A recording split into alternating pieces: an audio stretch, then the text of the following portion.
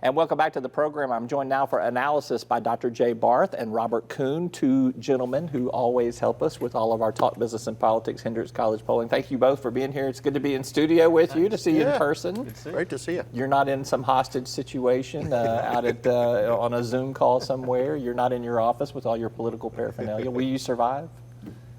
It's a strange transition. All right, we've run through some of these poll numbers already earlier. Let's talk about John Bozeman, Senator John Bozeman. 30% approve, 39% disapprove. I'll come to you first, Robert Coon. Is John Bozeman in political trouble? No, John Bozeman's not in political trouble. I think really the big story in his numbers is there's a large chunk of voters, roughly about a third, that just don't have an opinion. Senator Bozeman has served for a long time. 6 years is a long time to have actively been on TV and kind of done that sort of thing. He is traditionally very understated. I think as you see his campaign ramp up, I think you'll start to see his numbers rise as people He's been in learn. office as a senator for over a decade, and then in Congress a decade before that, 20 years. Jay, are you surprised that we still have this mystery man? No, I'm not surprised. I mean, it was what we've seen before.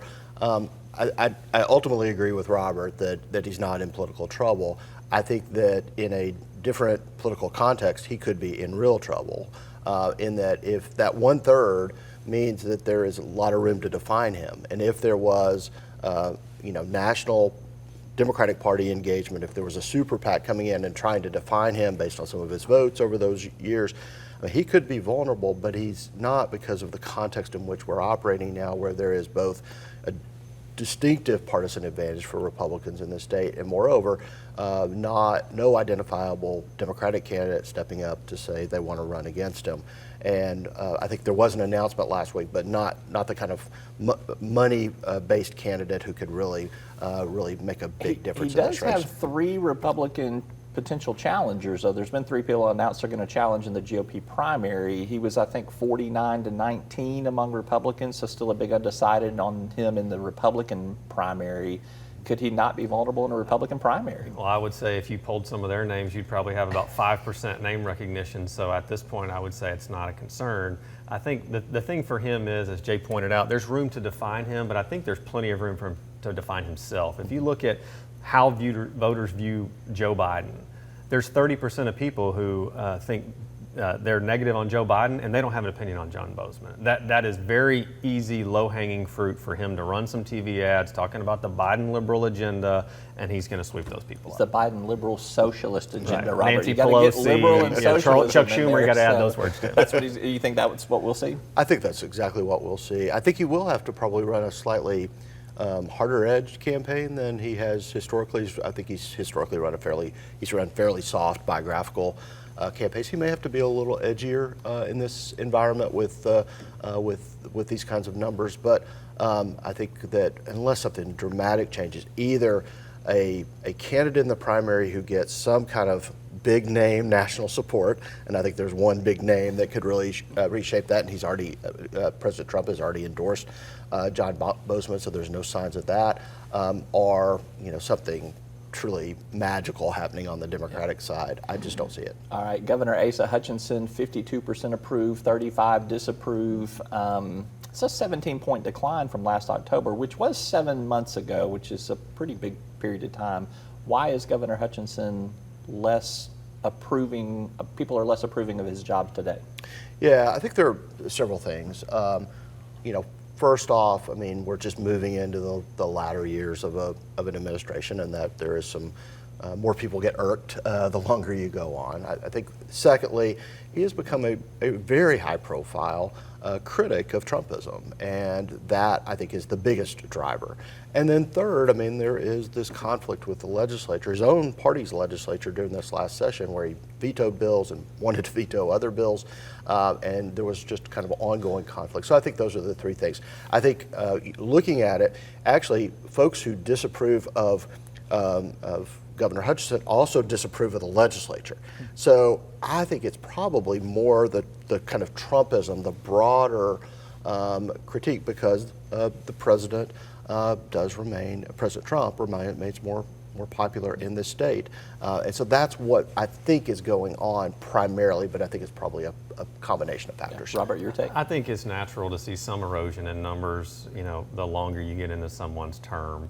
I think that when you're the chief executive of the state also, the mood of how you feel about the direction of the state plays into that. And so you're just kind of accountable for how people feel. And I think coronavirus and a lot of the stress around that probably plays in. But I think the bigger story with the governor is, he's not trying to govern to his party base. I think that's clear. I think Jay's pointed out some of that. And that's reflected in the numbers. I mean, he's above 50 with Republicans, with Democrats, with independents, really across the board. I mean, more than 50% are supportive. And so I think that's kind of a long-term legacy accomplishment in a lot of ways, just to demonstrate the breadth of his support. Strong among African American voters too, which is unusual for a Republican. Do you think there's a shift happening in the African American, the black community towards Republican candidates because of this? We don't see it on evaluations of President Biden. We don't see it in terms of some of the other issues. It does seem to be a Hutchinson-specific phenomena at this point. I think, the rest of his partisans that he has disconnected himself a bit from, they're really negatively perceived by black Arkansans. All right, last question here. Robert, I'll come to you first on this. The Arkansas legislature gets a 32% approval, 45% disapprove, 23% no opinion at all. They're growing in their unpopularity, I guess, because we've seen this trend grow towards unpopular. Is this a I hate the Arkansas legislature, but I love my legislator that we see at work here?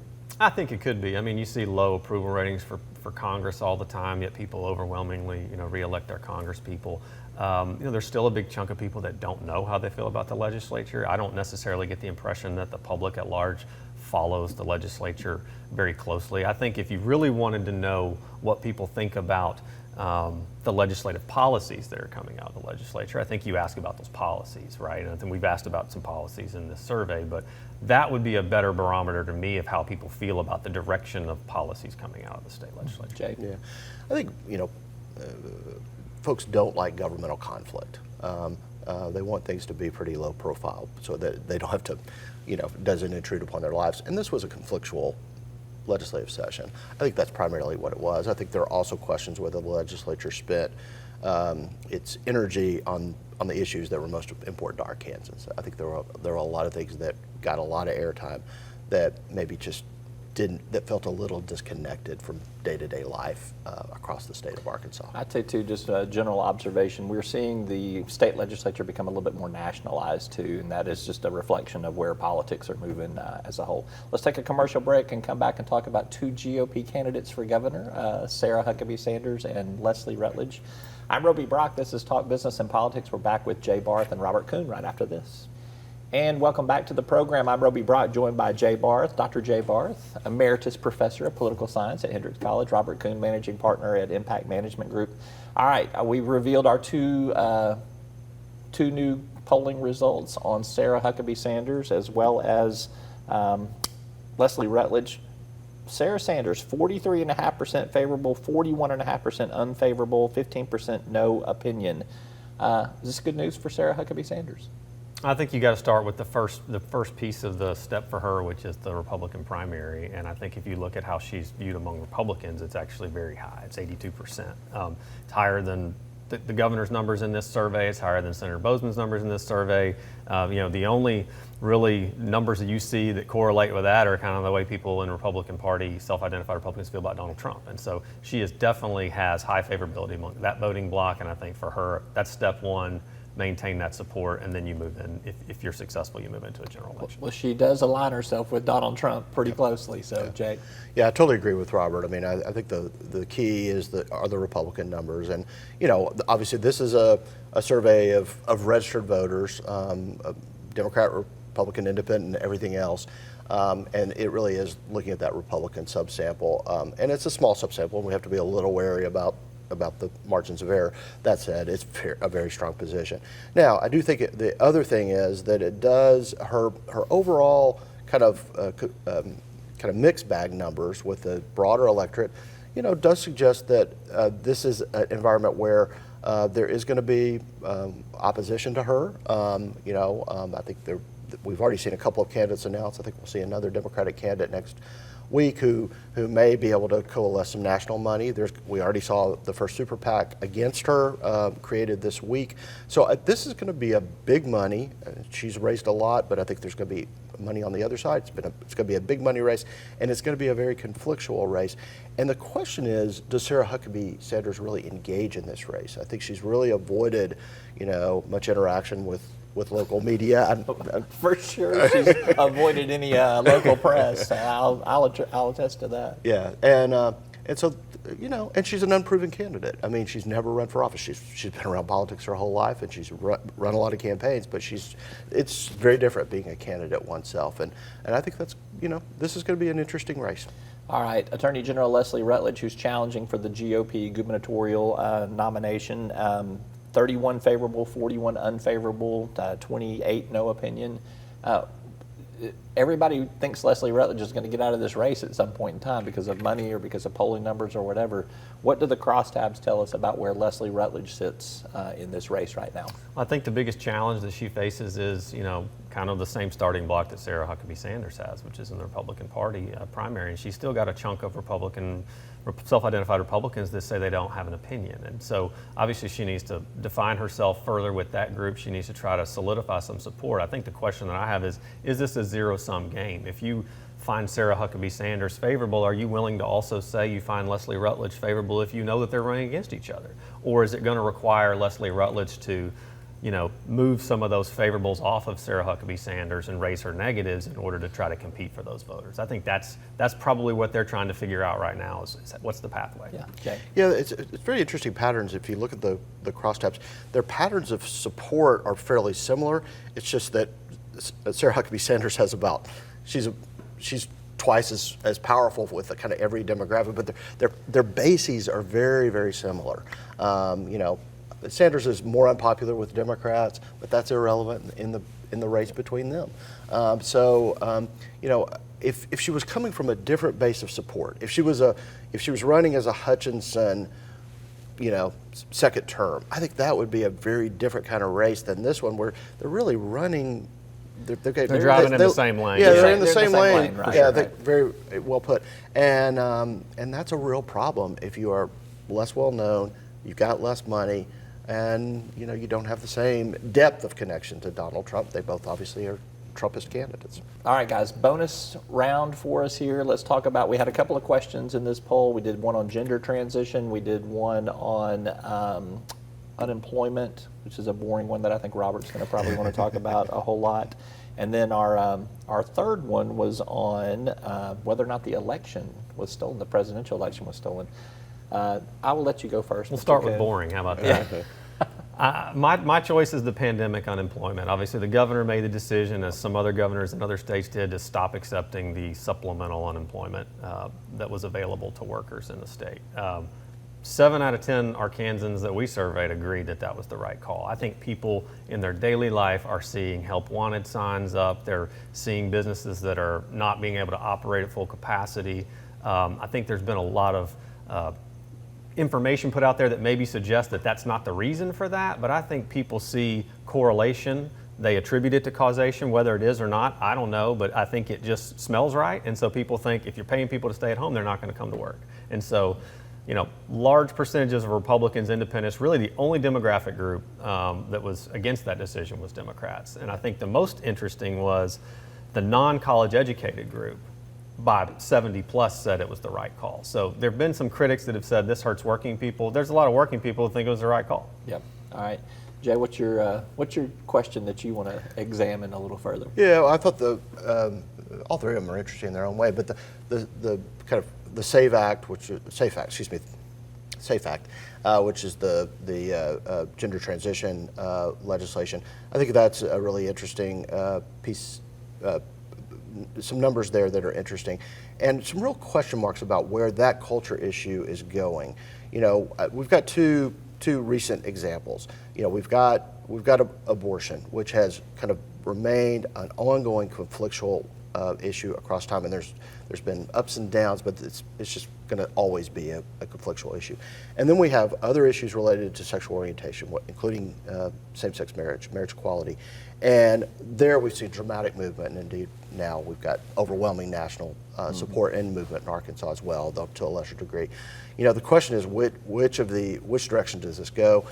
My gut says it probably goes more like other LGBT issues, because it really is about knowing folks who are, in this case, dealing with issues of gender dysphoria. And I think that's going to become more common. And in many ways, this legislation, this battle, has pulled more of those families, more of those kids out into the open to tell their stories. And that's how, you know, these issues move.